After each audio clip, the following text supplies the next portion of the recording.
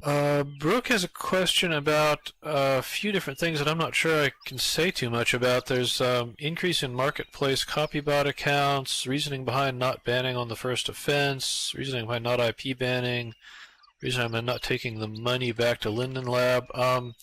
Yeah, none of those are really things that I have any contact with. I would hope you could get, uh, that you could bring some of those things up with support, but if you get into these kind of policy questions, whoever's managing that, uh, it's not necessarily something where all the details are going to be available publicly. But anyway, it's not something I can comment anything on because I don't really know anything about it.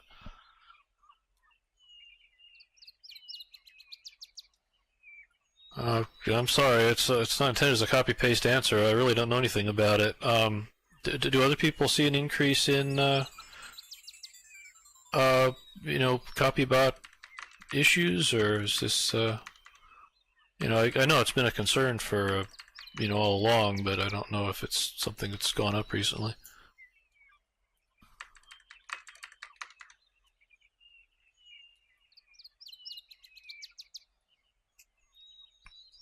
Yeah, so how does that manifest? You get somebody who comes in and just clones a whole bunch of content and sticks it up into their own account?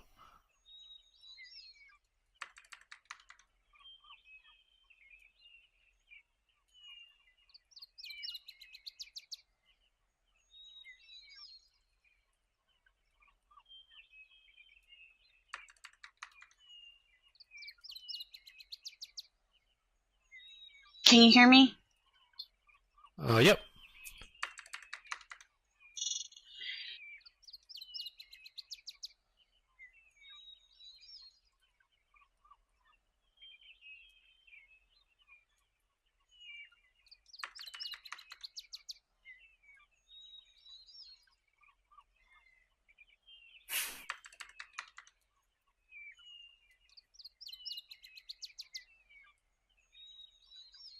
Yeah, of course, if you've got full perm items, then you Well, don't even need I'm any talking special about tools there's to rip them off. the no copy issue, which isn't technically a copybotting issue. That's a glitch with the um, way you list on Marketplace and crashing the sim. But I mean, that's something that's old and is just a glitch that I don't understand why that hasn't been fixed. But I'm trying to avoid that. But I'm just talking about copybotting in general and why it hasn't been. Um, I just think it's been on the rise lately because it's not really. I think it's easier for people to. Um, you can file a DMCA or flag one of these listings, but the person that's doing it, the account isn't banned, and then they can relist it the next day. And they can list the same item. And so and the money isn't taken away. And so there's no repercussions, I think, is the problem. And so that's what I see as being the issue. That's my concern, I guess, is what I'm bringing up. And I just, Yeah. I don't know. That's just what I wanted to talk about. Is Yeah. I see. I mean, I've been on Second Life for so many years, and it's so disheartening to see people's works being stolen. And I'm involved with the project, and so many people have mentioned copybotting to me, and it's sad to see that they're being taken over by these people that are getting their money. And Linden Lab doesn't really seem to be doing anything about it. So I was just asking. Yeah. Sure. No, I understand. That's got to be super frustrating. As a technical problem, trying to prevent copying is obviously extremely hard because if you're in a 3D environment, then you basically have to send all the data to everybody's viewer for them to be able to see it. Absolutely, yeah. So the technical side, it's difficult or impossible to do that in such a way that people can't steal the content.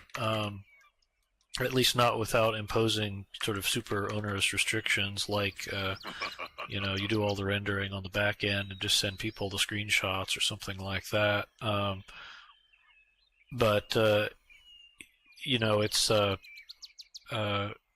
in terms of the policy side, there obviously there are some hooks that we potentially have there, and I'm really not trying to be evasive. I don't have any visibility into how support handles that stuff.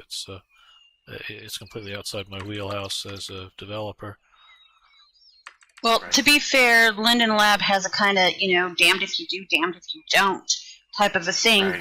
but they don't police who actually owns the rights to things, so that's why they kind of leave it into the creator's hands to file a DMC, or forgive my dyslexia if I confuse those letters, but a better way of managing it on the marketplace would be nice to come up with at some point in time.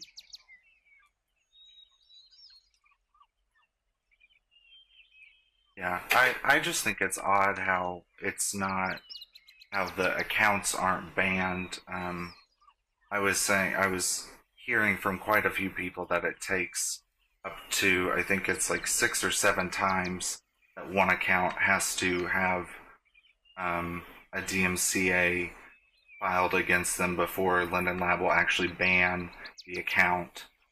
And so that just seems odd to me. And then the money thing is just weird to me. That I just think that would stop it immediately. But anyways, it's just something I wanted to bring up. I don't want to take up the whole meeting. Thank you guys.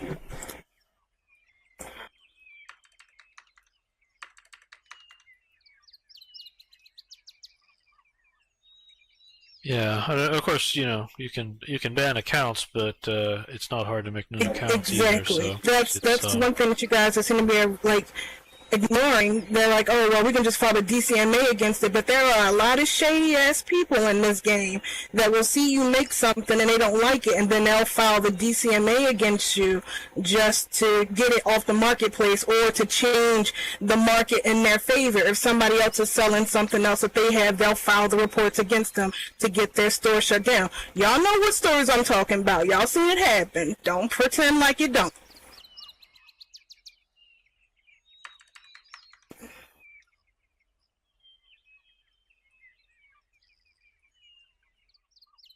Well, maybe in the future, Go ahead. I was just going to say maybe in the future, maybe Linden Lab would be willing to have a different meeting of that sort of thing so that a lot of people can maybe find a solution to cut down on some of the stuff.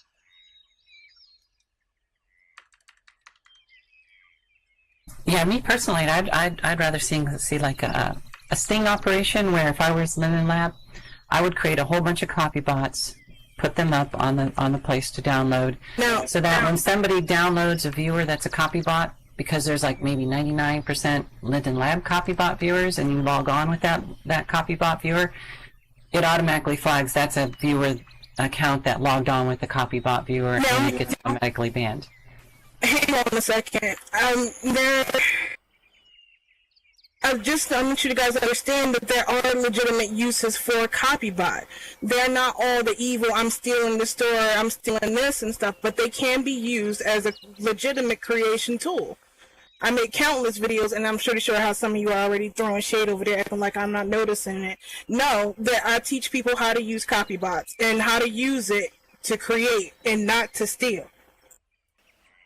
Somebody sold something that's non-modifiable. That was the creator's decision to sell it non-modifiable, because they might decide to sell a modifiable version for more money, or they might decide, I created this item and I don't want it to be modifiable because I don't want somebody to mess up my artistic integrity for the thing they created. I can understand that. Oh, sorry. Now, if you're a creator and you've lost the DAE file or something like that of your mesh and you can't recreate it, I could see that might be a legitimate way of using a Copybot to retrieve a mesh that you yourself had created, but that you lost the DAE file, your computer blew up or something like that.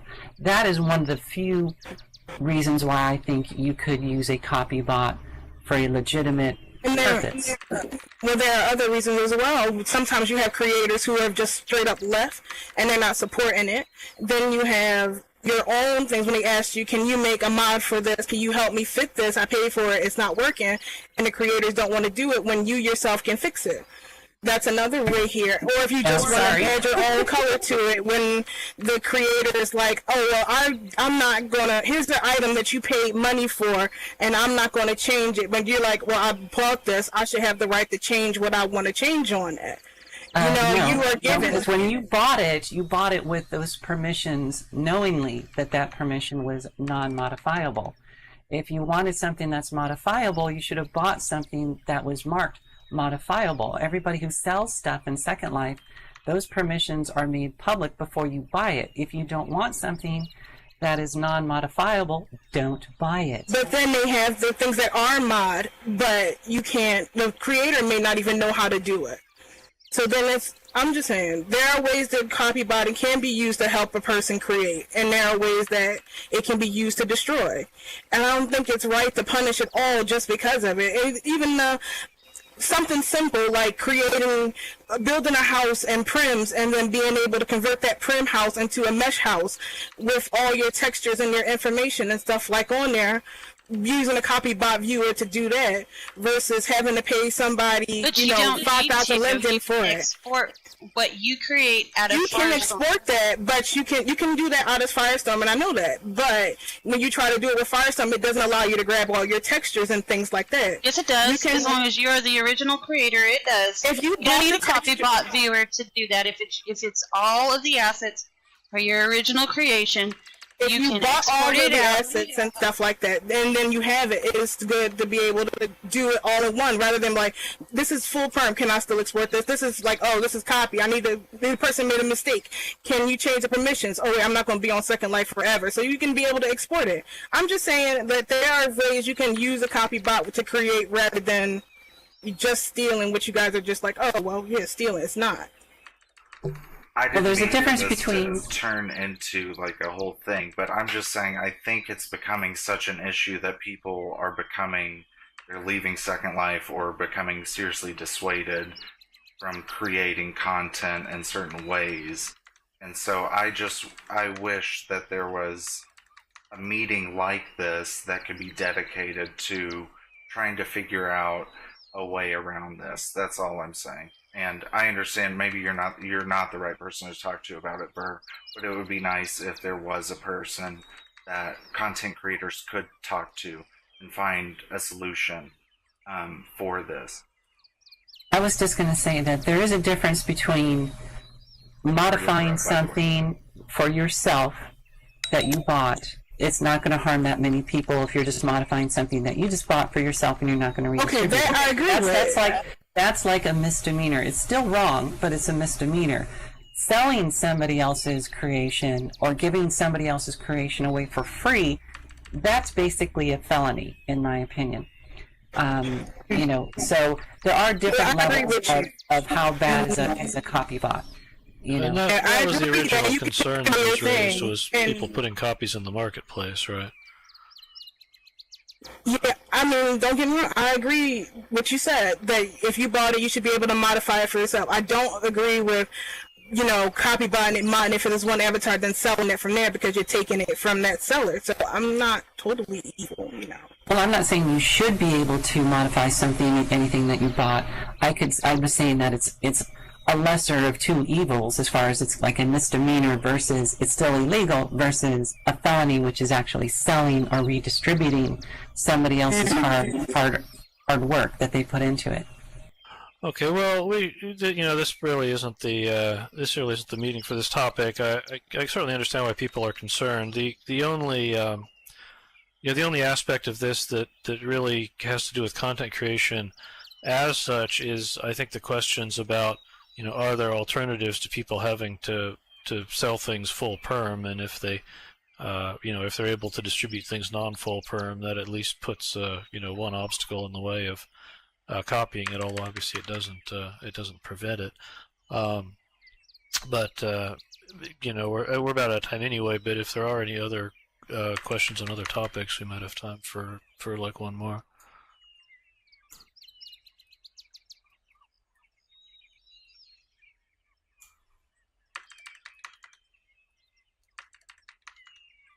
I had one on the animated rigged mesh, but I can't remember what the question is. Sorry. I have a question on that too, which is very quick. Have you made progress, and do you know when we can get a test version in our hands yet? Yes, I made progress. No, I don't know when I'll have a test version. I was talking about that a little bit earlier. We've got, I've been working with getting link sets to work, which means kind of one object in inventory that corresponds to multiple, prims. And that stuff is coming along well, but there's still a bunch of other things that are going to need to be looked at before we can actually get it out as a project viewer. So we'll keep you posted. I guess the other thing I should say is that we've had some changes to our internal meeting schedule. So I think we actually should be able to meet next week at the usual time. Normally we don't have a meeting on the first Thursday of the month.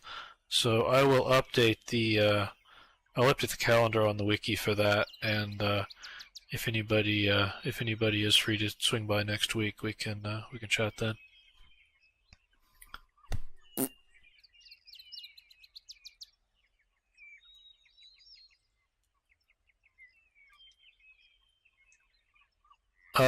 Sorry, Lucia, say the question again. Root prim apply root or any link apply root. Not quite sure what you're referring to there.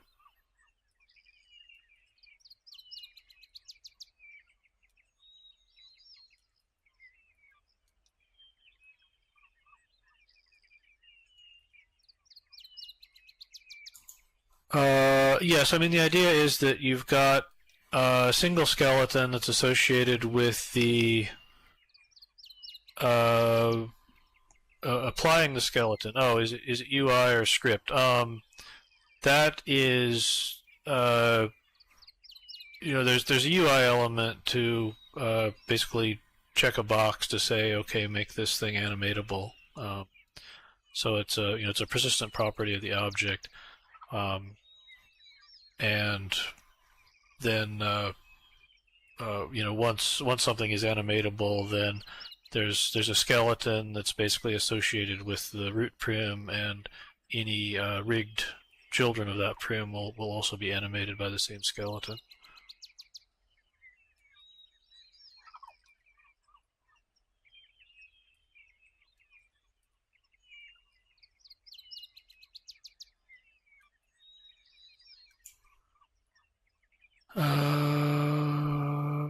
Jira about auto-splitting, creating badly broken meshes. High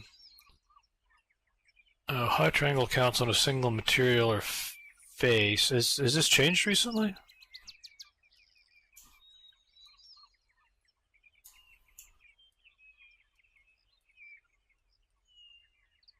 Okay, yeah, I'm not aware of any recent work on this, but it's possible that it's been broken for quite a while.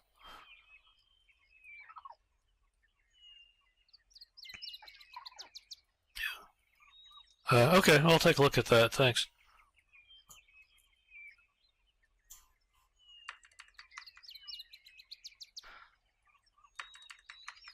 Alright, well, I guess we're about time for this week. Thanks for coming, everybody, and as I say, we will see you next week, contrary to the usual schedule, or at least anybody who swings by. Have a good one. See you there.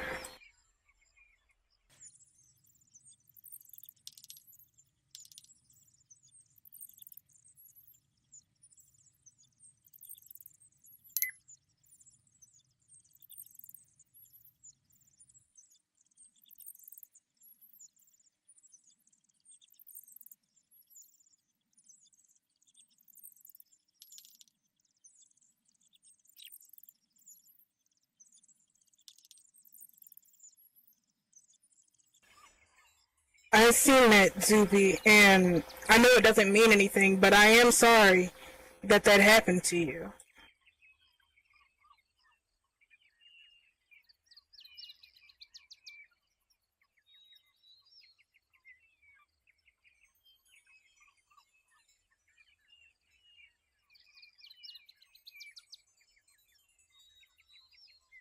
No, it's something that needed to come out. It's like an argument with family. You let it all out, and then things come of it. You see where everybody stands and get points of view that you didn't have before. So it was a good thing that it happened.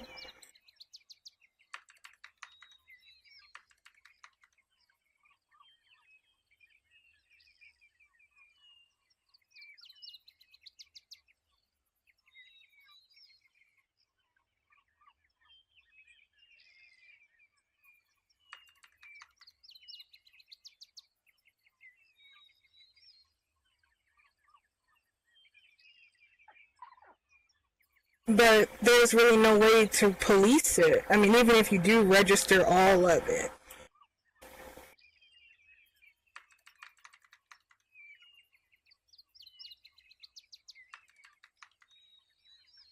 Yeah, I'm kind of like a real lifey person. It's like, if I bought something, then I got the right to do whatever I want with it. That's just my mentality. No matter what anybody says, it's pretty much not going to change. It's got something to do with being a Taurus. We're very stubborn.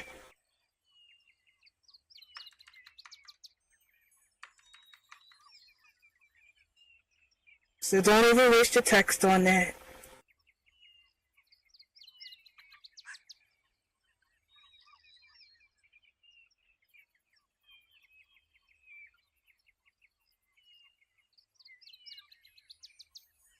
I guess.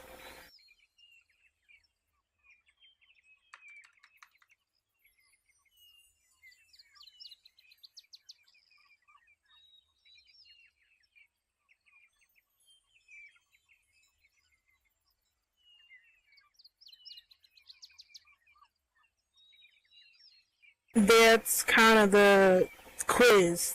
They already did it.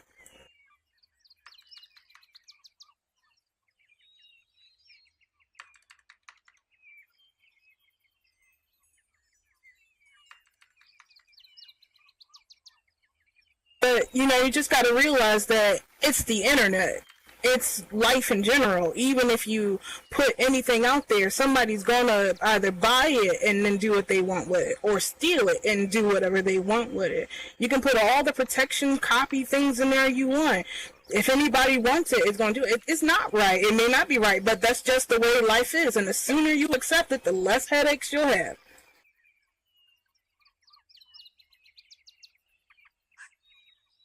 Yeah, I'm not saying you should be able to be like, oh, well, I bought this hat. I'm going to copybot this hat, and then I'm going to modify it and then sell it. I'm not about that. I just think that I can buy this hat, I can extract this hat, and then edit this hat the way I want to because, yeah.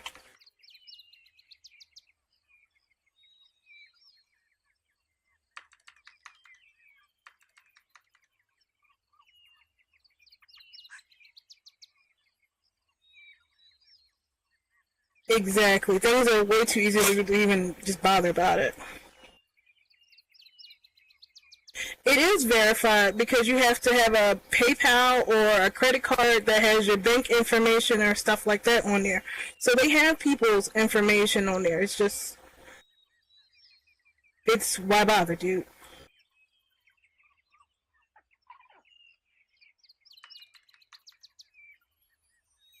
So what would they do to be like verify it? If they stole the stuff and they verified it, it would still go through it straight, even if it's stolen.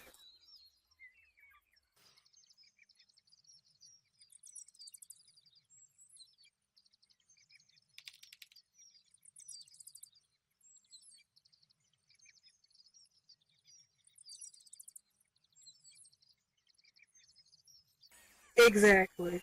Pirated software, listen to music off of YouTube. Nobody here is 100% right. Anybody who says they don't is getting a rock to the face.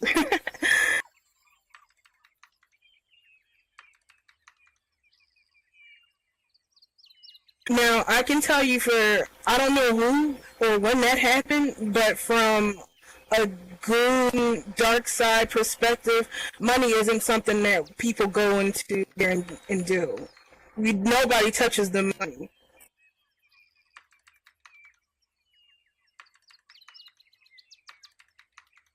Exactly. It's like drugs, you can't stop it. So you might as well try to be open with it, and at least be open with it underneath your terms or so. I'm just going to be honest with you. This whole thing, well, at least my Copybot adventure started because all I wanted to do was change my hair color. And the creator's like, no, I don't change color. I don't do custom things. And all I wanted to do was just have pink hair. I don't know, because there are people in here who think that I'm trying to keep it as a secret, and so they try to throw shade or whatever, and I don't care.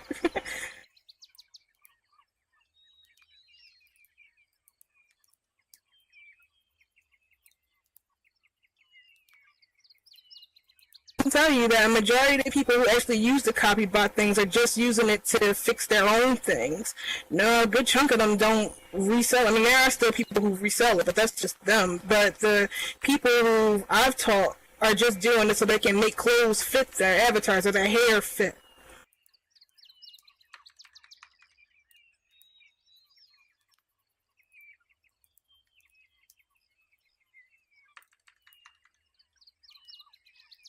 Good Lord, that's a lot of hands moving.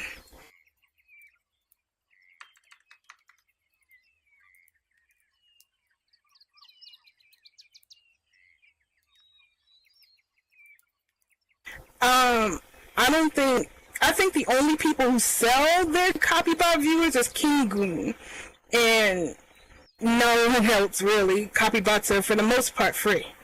The information is kind of outdated.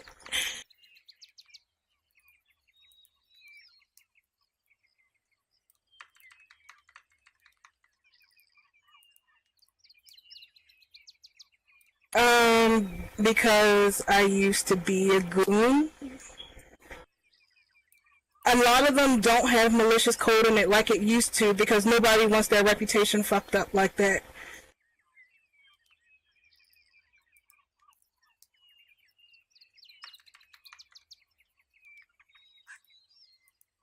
Many of the old ones do, but a lot of the newer ones don't.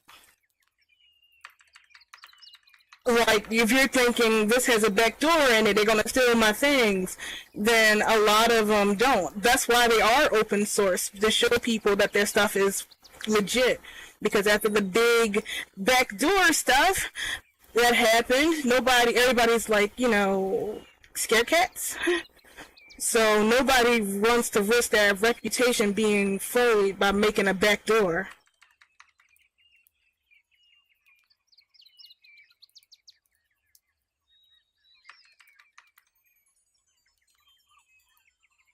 So, Bunny, tell me what you think about people distributing not Copybotted material in Second Life, but other products such as Avastar and Mayastar for free. That's not Copybotting. That's not creating. That's not taking something they bought and modifying it. So tell us your opinion on that.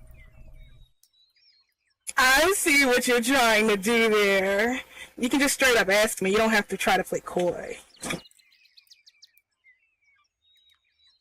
Are you talking to me or somebody in the local chat? You asked me. Well, but I asked you a question. Please respond with your answer. Well, I kind of feel like because you know who I am and what I do, you're asking me that, right? Or am I just being like, my inflated ego? It's also a thing about being a Taurus.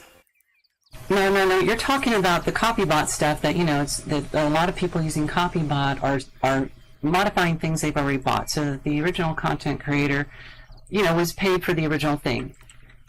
I'm asking you about Avastar and Mayastar and other tools that are not sold within Second Life that can't be Copybotted, but that people are distributing for free. What do you think about that? Because Avastar and Mayastar, we're not getting paid for those copies. They're not modified, So what do you think about that? What's your opinion on that? I just love loaded questions. Let's see, how would I answer that? Yeah, it's the internet, so.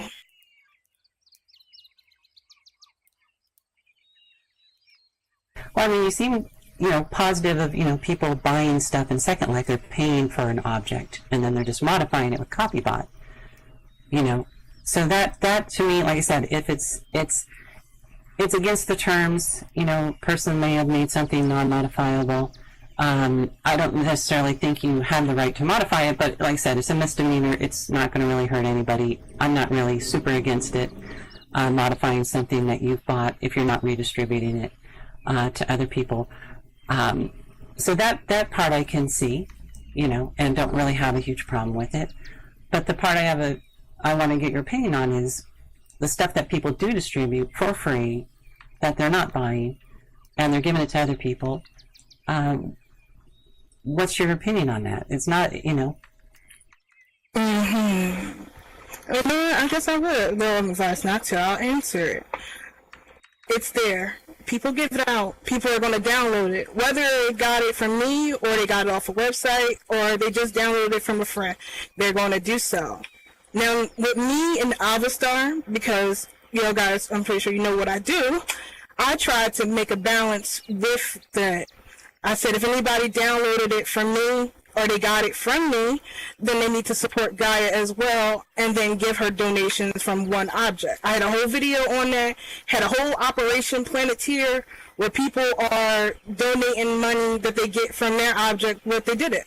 Now, some people decide they want to do it or not, and that's just my way of trying to balance out her scales. I mean, if they got from somewhere else, they wouldn't even give the money back. If they got from there, then whatever. Ugh.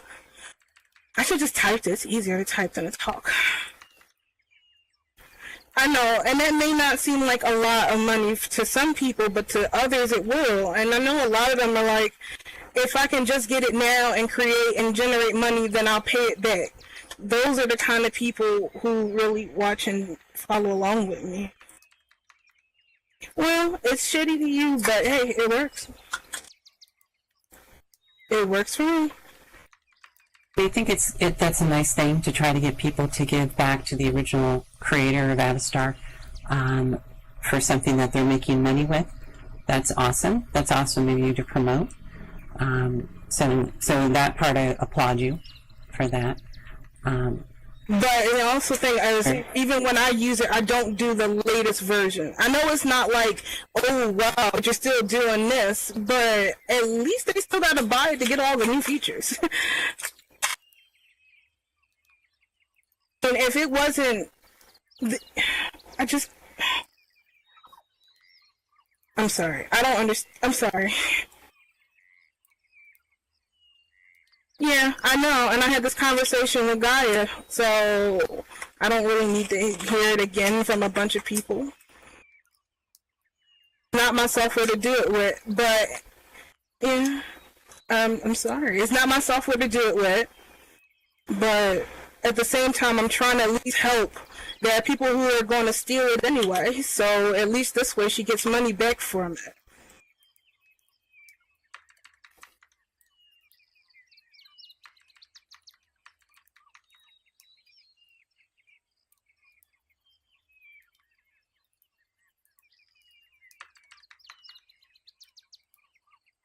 I can only hope. I just encourage people to do it. It's not like I'm making money off of this stuff either. I don't even get YouTube ads or donations or anything like that from this. Any money that people send to me, it always goes to Gaia because she was the backbone of the stuff. So, yeah.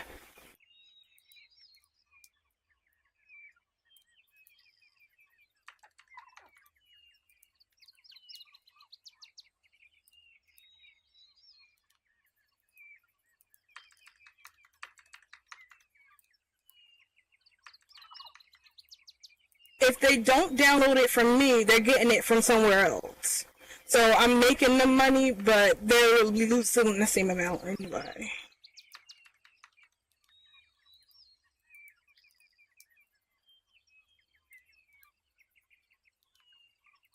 Mesh body created. I'm not Ed. Alright. If they didn't go for me, and they didn't get it from me as well, they would just go somewhere else and get it. There are a number of other places that are still, not for support, it's like there are a number of other places that have Avastar for free. I'm just the one that's not charging them to get it.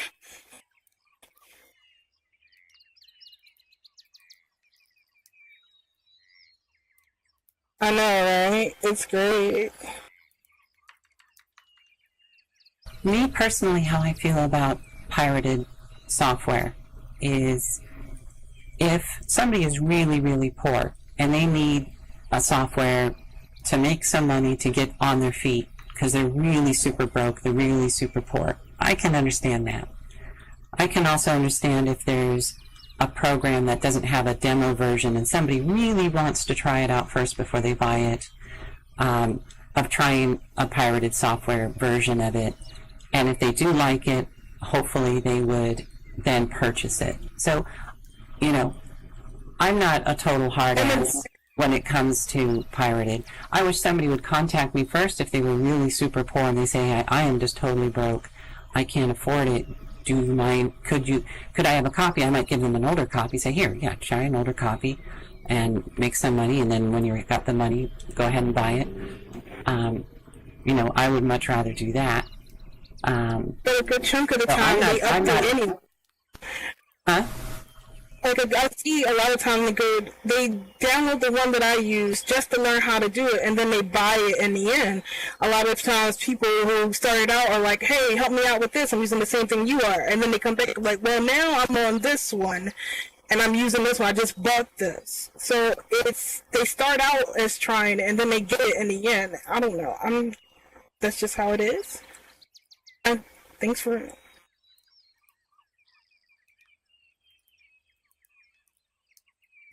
The way I view people who are using pirated software of Avastar and Mayastar is those who don't buy it, who are using it to make money. The only thing I can think of is I think of it as a really crappy way of advertising. Because at least if they like it, they might tell somebody else who is going to buy it. I can't really condone it, but at least I can look at the slightly benefit of the pirated copy that somebody else who might hear about it that they wouldn't have otherwise heard about it. It's still a little crappy that I'm not getting paid for my hard work that I put a ton of hundreds of hours, maybe thousands of hours into developing. But at least maybe I might see some benefit down the road. And like I said, me personally, I don't have a real big problem with somebody who's so broke and so poor that they simply can't afford it and need a tool to make some money to put food on their table. That's one thing I don't really have a problem with. Or if a demo isn't available of a product and they just really want to try it out before they buy it. Because I don't really want somebody to buy my product who isn't going to like it and isn't going to be happy. You know, I don't right now have a demo version of Mayastar. I don't have the ability, the way it was written, to make it a demo where it would have a limited lifespan, 30 days or something like that. So I'm not totally angry at people who would download a pirated version of Mayastar just to try it out to see if they like it. I would just hope that they would eventually, if they do start making money with it, buy it. I'm not going to give them any support until they buy it. But, so I'm not, even myself, I'm not a super hard ass when it comes to pirated copies, and I'm no saint either. So I know where you're coming from, Bunny, and I'm glad you're here and that you're taking these hard questions. But it's one thing to pirate. It's one thing to pirate a $4,000 program. It's another thing to pirate something that somebody purposely made cheap and affordable for people to get. Okay, anybody who's buying Avastar or who uses Avastar or Mayastar is hoping to make money in some way or have it benefit their life in some way, and they should be paying for that. Okay? But you gotta under those circumstances. If you want to play with Maya for a while and use a free version or whatever, that's one thing, okay? But when we sat here and watched these developers create these programs and watched them bang their heads against their desks for months and sometimes years, yeah, I get a little annoyed that people are pirating this stuff, okay? When it's only $25. Okay, that's what pisses me off. It's one thing if it's 4,000. For 25. Yeah, but $25 is a lot to some people, and that's just something. I understand where you're coming from, and I do feel that. But $25 is yeah, but you don't know if they're paying. You don't know if they're paying for the internet, if they're mooching off somebody else's Wi-Fi, man. You don't know anybody's circumstances or whatever. You can. You don't know what their circumstances are and why they have to do it. And a lot of them are good people and they just can't afford it, or they can't get their parents or spouse or whatever to give them money to do whatever. So they try. Alright, I understand that it's bad and I'm sorry for it, but at the same time, my goal is to get people to create. But hopefully if they are using a pirated version and they start making money, it won't take them that long to make the $25 to then buy it. So which a lot of them the nice start thing to about do it after being a while. Huh? Which a lot of them do after a while, which is why they're always hassling me to do more tutorials on the later versions, because they bought the new one and they like, okay, well, I'm done with the old version that you're using. I want to do the new 2.0 stuff. Start teaching that. And I'm like, I can't. Right, but like I said, hopefully the price is low enough on Avastar and MyStar that if you are using the pirated version and you start making money, it won't take that long to earn enough money to go ahead and buy it. You know, so that's the nice thing about it being so cheap. But yeah, as far as development costs, I probably put 1.5 years of my life working full time on MyStar to create it. 1.5 years, which is a lot longer than most other products that are sold in Second Life as far as actual man hours put into it. I know Matrice of Avastar. He's a very good friend of mine, and for Bento alone, he at least worked 6 months full time. You know, 8 hours, 8 to 10, 12 hours a day, probably 6 or 7 days a week on the Bento skeleton for the sliders, full time for no pay. I myself probably put in about 3 months of altogether of work in Bento for no pay to help make Second Life better. So Avastar and MyStar both have put so much time and effort for free into making Second Life hopefully better and thrive.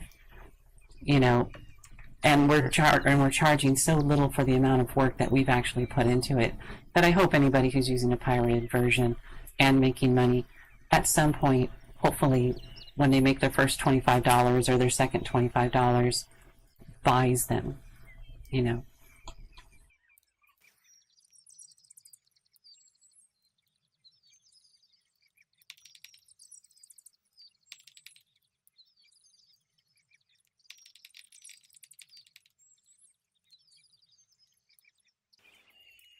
As far as copybotting something and selling it on the marketplace, I don't know why Linden Lab can't come up with a marker that's built into the mesh that is, no matter even if it's copybotted, that it shows the original creator, so that if the original creator says, hey, that's my item, that they can't say, just simply get it, download it, Linden Lab download, looks at the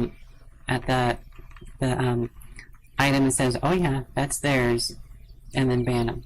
Well, there's all sorts of ways you can probably do it, from labeling vertexes inside the mesh itself, or the number of vertices in it, that, you know, there needs to be a way that Linden Lab can verify this mesh is actually made by this person. You know, there has to be a way, some way of encoding that information. Yeah, that does happen with Blender, though. If not Blender, sorry. I know some mesh already has their names already into each little part, so even if they do extract it, unless they go through every single little part, they won't know if it's there, because if you can take maybe a body or something as an example, it may say, handmade by this person. When you upload it into Second Life, it won't be there, but if they try to give the day or the dev kit out with it, if they look at it in Blender, it says right there, handmade by this person, link set this. So it's there if they had to investigate it, just not there if they had to look at it in world.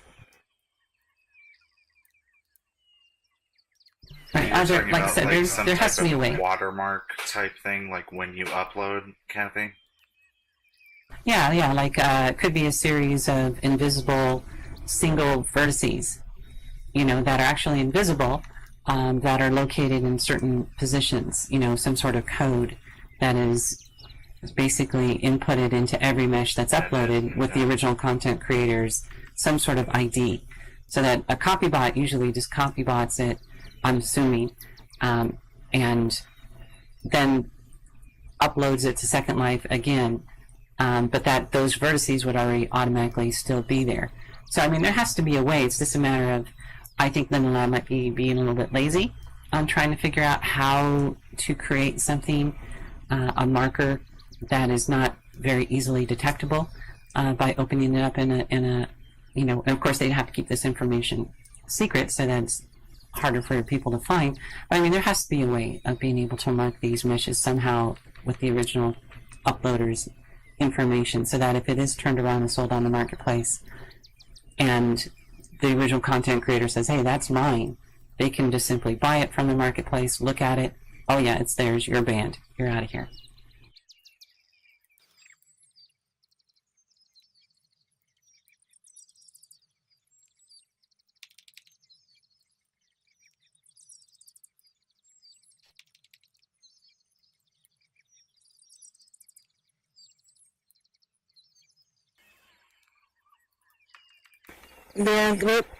But then you're just going to get the people who just don't care. Like, yeah, I know this is a copy of that dress. Here it is. Mine's version is better. Take it. Even if they do file the copyright for it, it's going to be like, well, I don't care. I'll just upload it again. So no matter how much work and effort you put into it, there's just still going to be the people who just don't give a damn. Me personally, I would do a two-prong approach if I was Linden Lab. One, like I said, try to somehow encode the original mesh's creator into the mesh itself. And two, honestly, if I was Linden Lab, I'd make about 100 different Copybot viewers out there, have websites that don't appear to be... you do have that. That don't appear to be a copy, associated with Linden Lab. Anybody who downloads it and then logs on, you automatically know they logged on with a Copybot. If you flood the market with, not the marketplace, but if you flood the supply of Copybot viewers with 99% Linden Lab Copybot viewers created by Linden Lab to catch people who want a Copybot, you're going to catch like 99% of the people who want a Copybot. But then, I don't think that's going to work. Whenever I brought up the IP thing, people just said, and I think that's true, people are just going to find a different route, change their IP, and it's the money, I think, is the route at getting people to stop. It's going to have to be a multiple prong approach. Right. That whole entrapment thing, I can tell you now, that's not even going to work. And if anything, it's just going to have people laugh at it because we're like, who does this? That's the first thing everybody asks. If it's not from a ripper, like somebody with a good reputation, then nobody's going to download it. Unless you infiltrate their group, it might take a year. Yeah, but I just think that it's well proven that punitive measures don't work when it comes to copyright protection. Yeah. I mean, all you have to do is look at the movie industry or at the music industry, and you look at the models that do work, and they're models that aren't focused on punishing copybotters. They're models that are focused on providing extra value for service. It's the extra value of copybotting something and putting it up on the marketplace and selling it.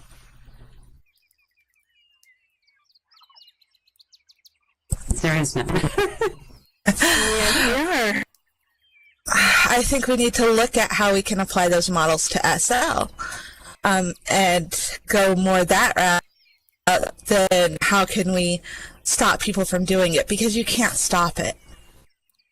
You can slow it down.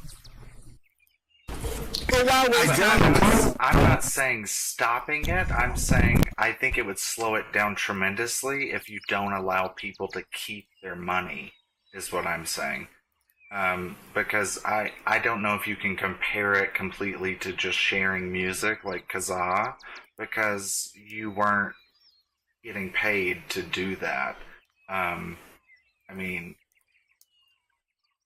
I think yeah, that if they would still did, be going on. if they did find the people who were selling the copy-botted meshes, that would increase the risk factor and maybe not make it worth it for them. Right. I mean, you have to have payment info. So, I mean,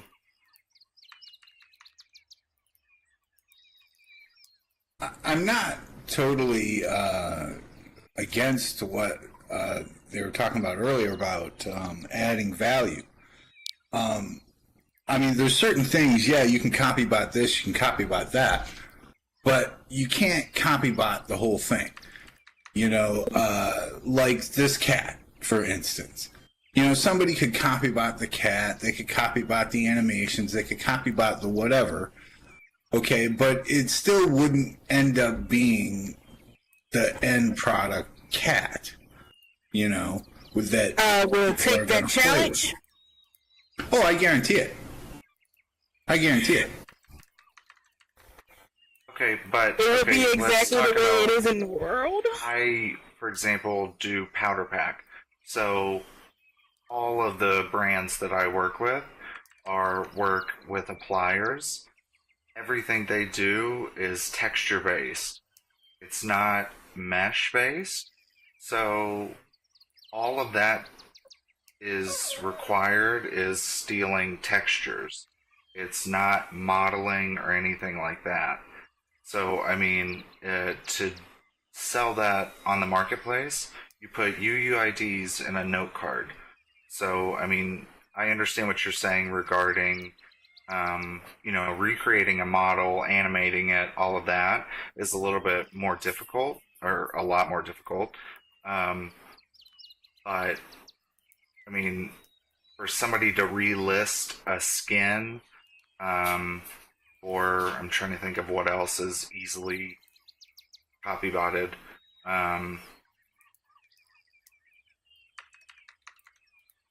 That can go up there over and over again.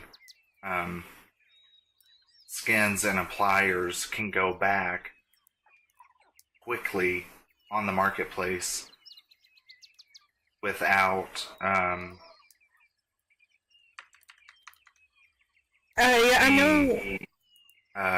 really there's no consequences for it. I can understand you're paying for that, and I see exactly where you're coming from. But yeah, I think it's going to be one of those things where, as a creator, you're just going to have to accept it. That's just the way this world works. It's terrible, but how do you tell that? How do you tell that to somebody? Well, make your products better.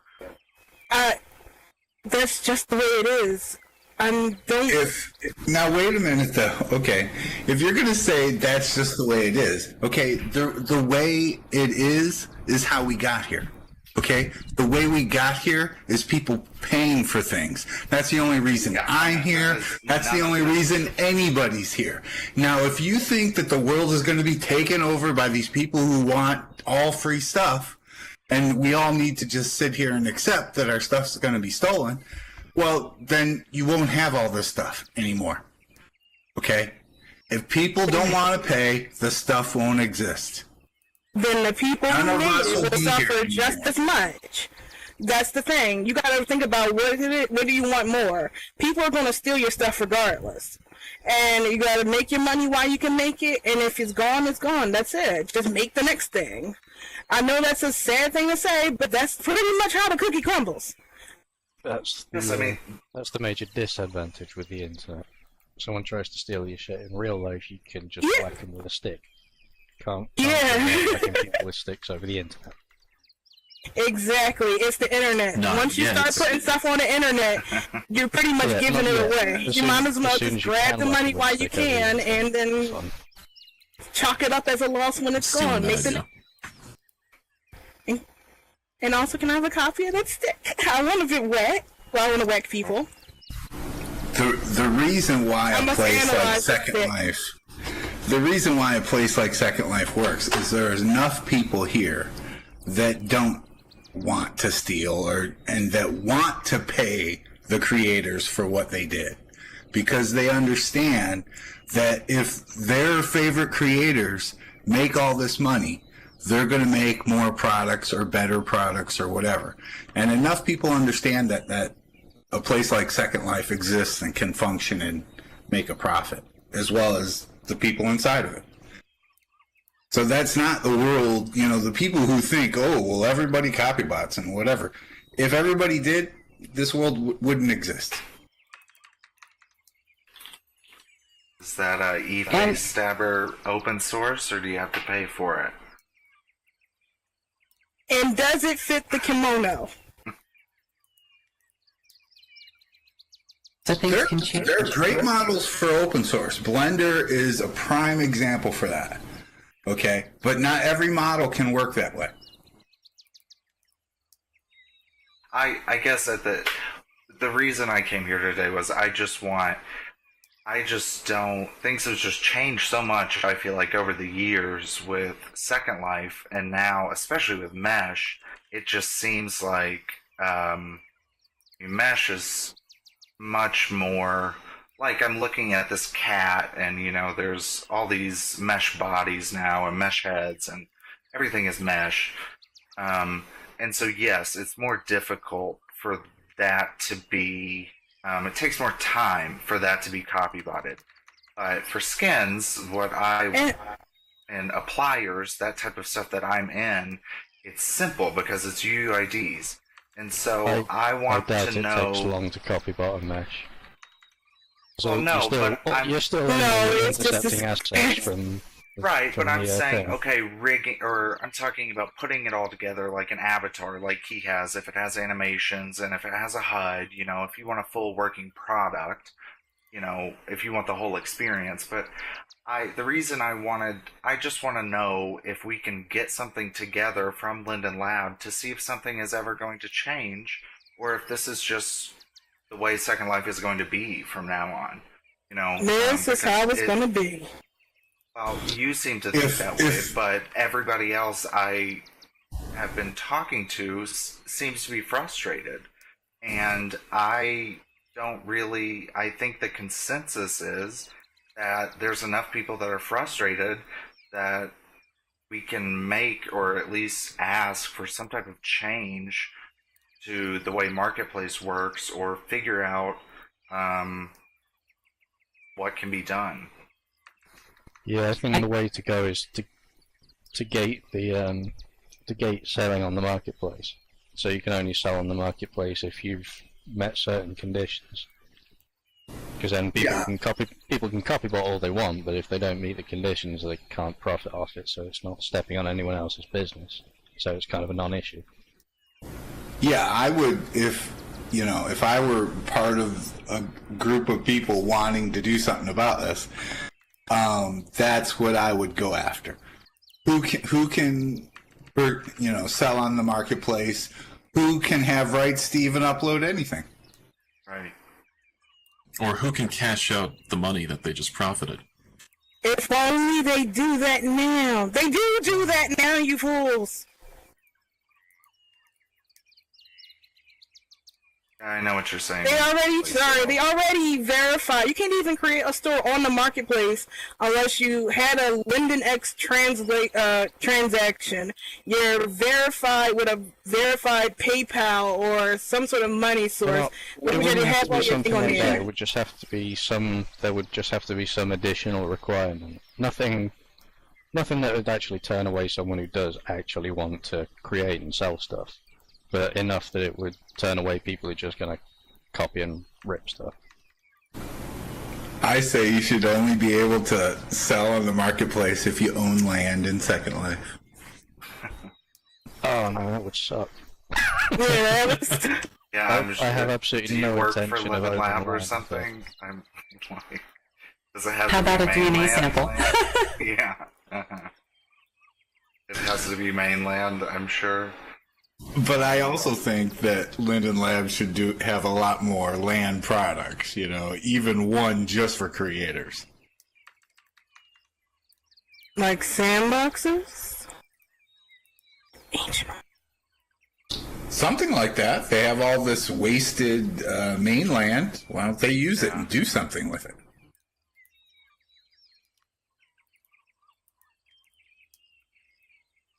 No, indie game creators and Second Life is totally different.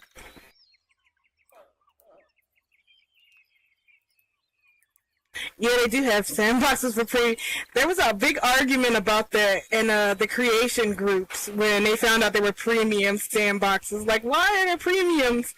Like, to keep us away from you filthy free users? Jeez.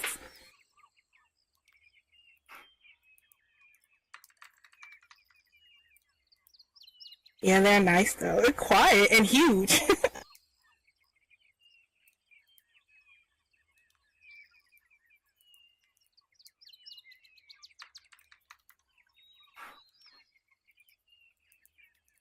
Stay classy, man. Hi, Minnie. Oh, before you run, just gonna IM you a quick question about the LEDs as far as mesh bodies goes. He already took off, dude. Balls. Always too late. But yeah, if anyone else knows, is there much point doing separate LED meshes for a mesh body if you're already going really low poly? Yeah, I don't think so. Everybody's just gonna have it set to high anyway. High or medium. Nobody will use low. During the meeting I sent the Black Dragon dev a question asking if they'd be willing to put in a setting so you can force the viewer to show specific LOD levels, because I guess no viewer has that, and that just seems like it would be a really handy tool for making stuff. And also because all the other viewer devs are not very approachable. Right. Most of my clothing designers that use MayaStar, or a lot of them have told me that what they do is they create the high-res mesh, and then they do on the medium level, they just do use above, and then on the the lowest and lowest, they just generate to 0, and they haven't had any complaints from their customers, because by the time you get down to low and lowest, you're so far away, nobody's even looking at your avatar. And I made this mesh top probably about 2 years ago, and I did all 4 LODs, like you're supposed to, and it was so much stinking work that if I were making mesh clothing right now, I'd make a high resolution and use above on the medium, and then I would make a low LOD mesh, and then I would use above on the very lowest, or set that one to 0, generate to 0. Because, making all these different LODs and having to adjust the rigging for each one of them is so much work that Second Life is an economy, and time is money. And if it takes you 2 weeks to make all these different LODs when you could have had made a whole nother outfit to sell, money talks. Now either Linden Lab needs to create a system that rewards people for making LODs, such as maybe put them at a higher ranking during a search, so that there's some financial benefit to making LODs. It's making all these different LODs is just way too much work if somebody's trying to make something that's actually they're going to sell and make money with. What's the actual purpose to the LODs, though? Is it just for people who've got weaker computers and can't handle super high res? The purpose of LODs is just to, as your camera moves farther away, you get a different mesh that's lower poly, so it helps decrease the amount of lag, if that's what you're trying to understand. Yeah, so if you're already going, then you can pretty much just use the same thing for all of them. Right, like this mesh top I'm wearing is pretty low poly for compared to most mesh clothing, and it's already at low poly practically. It's already what most people would have had for low LOD. So yeah, if you're going to be creating something that's really pretty efficient to start with, yeah, I wouldn't lose sleep creating other LODs that are even lower. So a full body aiming around the sort of 8-9K poly as the high res model, that would be fine for all of them.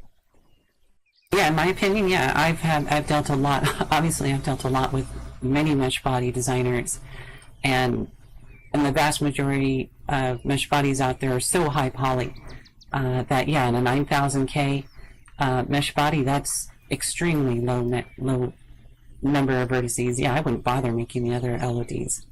9,000 polys for the entire body? That's like, I think that's lower than the system avatar. The system avatar is about 4,000. Oh, it's 4.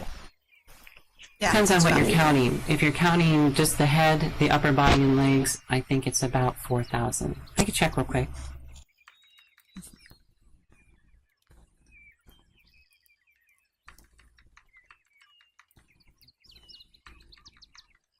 I'm going to open up my star and get the default avatar, and I can tell you in 2 seconds.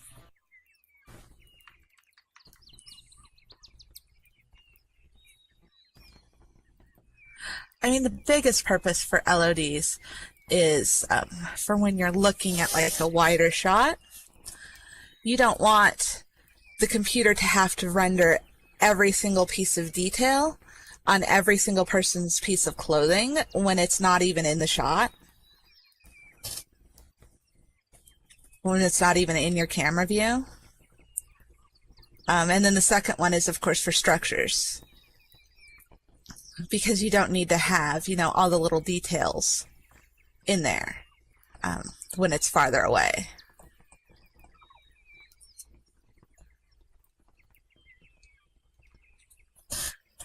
Basically, part of the reason why I sell buttons so badly is because, and I'm guilty of it too, somebody will abuse the LODs and make it so everything renders at full resolution all the time. So for the head, yep, the upper body, and the lower body combined, it's 2,800 LODs, or just above that. Let me see.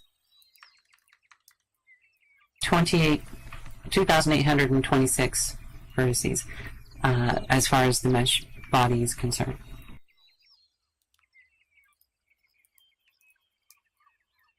The system avatar is only 2,800. What was it? Polygons, triangles, vertices? Vertices. And how many triangles?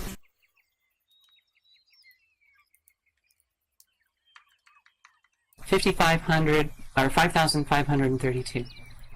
Wow. Yeah, on this body I'm working on, I'm definitely keeping it sub 10K. Because I'm pretty sure I can get pretty nice levels of detail on that without sacrificing the polycount. Yeah, and that's not counting the eyes or the hair or the skirt. That's just the head, the upper body, and lower body, the legs.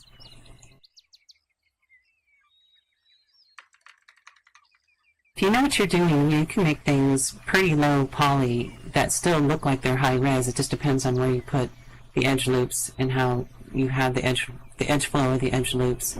If you know where to put them and how to do it, yeah, you can make stuff that looks pretty high poly. So I believe you can make a really nice avatar with 9,000 or 10,000 vertices. It's especially easy because I'm doing a male body. I don't have to worry about getting the boobs to look good.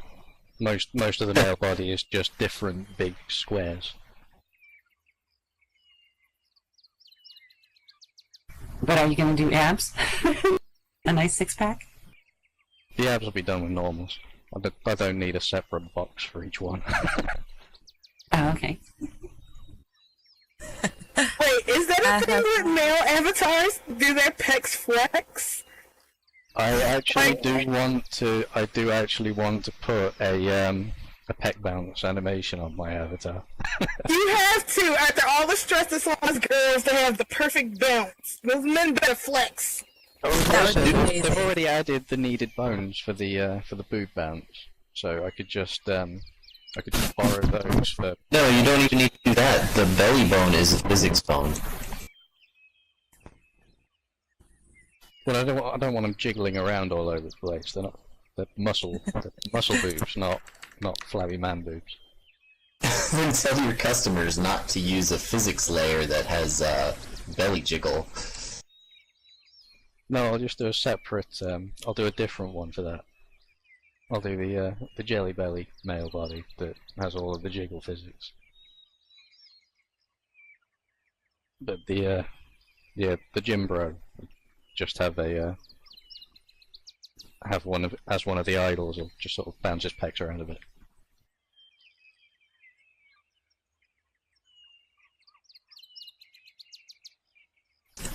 An issue that I've been running into lately, because I've been trying to make human arms for this furry avatar that has weird little monster Popeye arms. Hang on, wait a minute. Can somebody please tell him that those arms are fine and that he's crazy? One of the problems I'm running into is that I have no fucking clue how to rig certain joints, and there doesn't seem to be any good resources, and I've looked at the way other avatars do the topology, and they all do pretty much just the subdivided tube going down the arm rigged a particular way, and I don't know, none of them seem to really. Here, I'll just post a video. I suppose topology-wise, the only sane way to go would be to follow the muscle.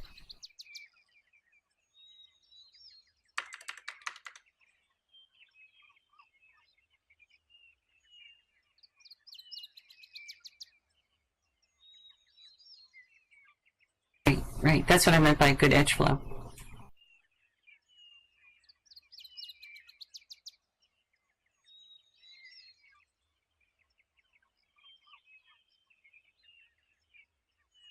How much effect does the topology have on the way the mesh sort of deforms throughout animations? All the everything. As a crease, Apologies, everything. If you have a crease or an edge flow that's going where you want the mesh to actually bend, to fold in half, then you want to have that edge flowing where you want it to bend. You want it to be running in the same direction. So that's why all of the male mesh bodies look like they've got rubber arms. I think that might be a specific problem with SL in general, because we only have one forearm bone. Right, this mesh body I'm using doesn't have rubber arms. Not one of those Play-Doh men. It's all about how you spin that elbow. An animation that could... I didn't hear a word of that. You broke up too much.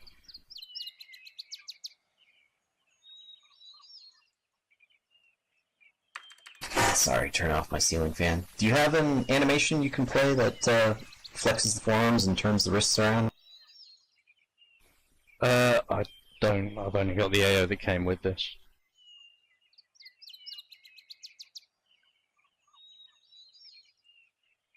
Yeah, the mesh body you're wearing has pretty good edge flow on the arms.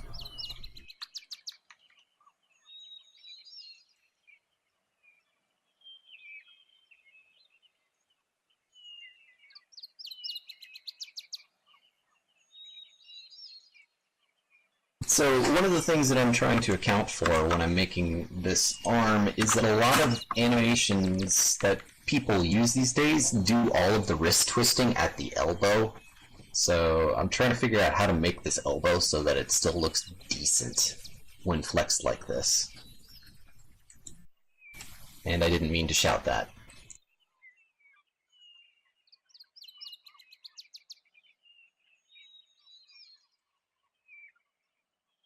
Ah, got an animation. Well, that one's... Okay, I just watched your video. There you go. There's his arm flexing. would say you definitely need more vertices around the elbow. You need more topology around your elbow, and also you need better weighting. It's mainly a weighting issue, but you need enough need enough vertices or geometry in that area so that you can get really good weight distribution. So that's what I could tell you on that part. And you're right. Yeah, I think a lot of it would be nice to have another bone in the elbow area so that you could get better deformations. But we don't have that, so it's all about weighting and the number of vertices in that area. So edge flow around the elbow. Do you know of any good examples that I could look at? I mean, it would be nice if I could take a look at the model for the whatever this thing, the aesthetic that Tig is wearing, but you know they're remarkably unwilling to let anybody touch that. Yeah, they will not let anyone have the dev kit unless they jump through at least 1,500 burning rings of fire. Not just jumping through hoops. The hoops are flaming.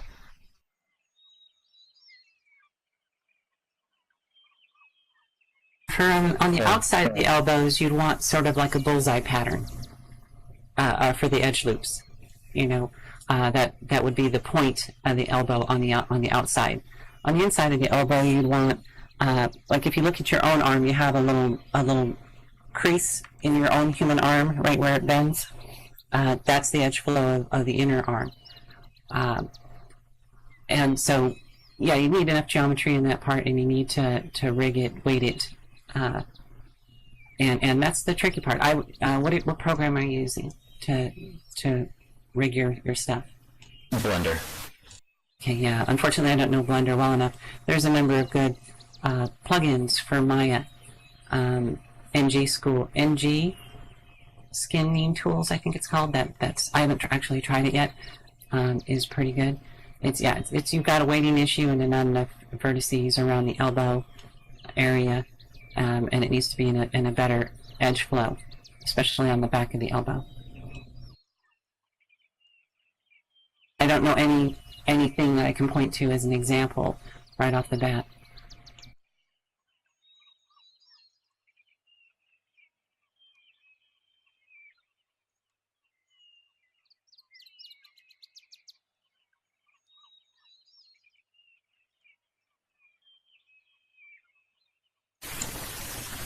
Thank you, Jillian.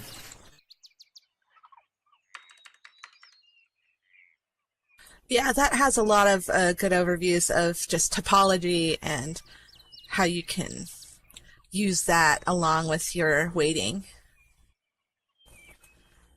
But other than that, I would just say Google anything about elbow skinning